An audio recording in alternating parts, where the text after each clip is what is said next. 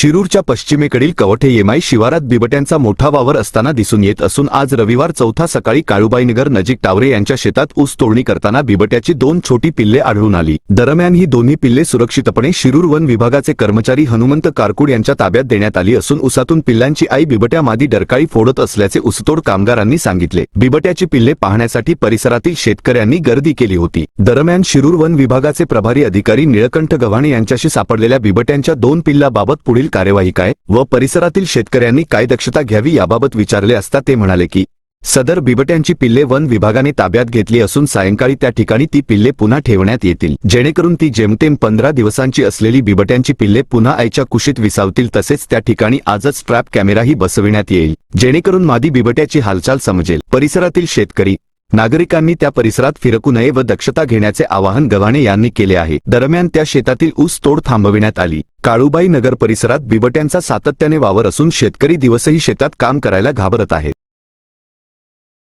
महादेव भगवान माळी आम्ही 3 दिवस झाले ऊस सुरू केलं तर तोडायला। काय ऊस तोडत होता? हा बर तेवढ्या तिथं बिबट्याची पिल्ल दिसली या ठिकाणी। हा मग काय केलं? मग त्यांना उचलीलं बाहेर घेतलं। बर बाहेर घेतल्यानंतर ती मध्ये वरडायला लागलं। मोठा बिबट्या? हा मग पळालो तर आम्ही तिकडं। बर मग फॉरेस्ट विभागाला कळवलं का? हा मग ते आले आणि त्यांनी ते पिल्ल नेले सुरक्षित ठिकाणी नेली। हा सुभाष शेटे, विशेष प्रतिनिधी, शिरूर, पुणे।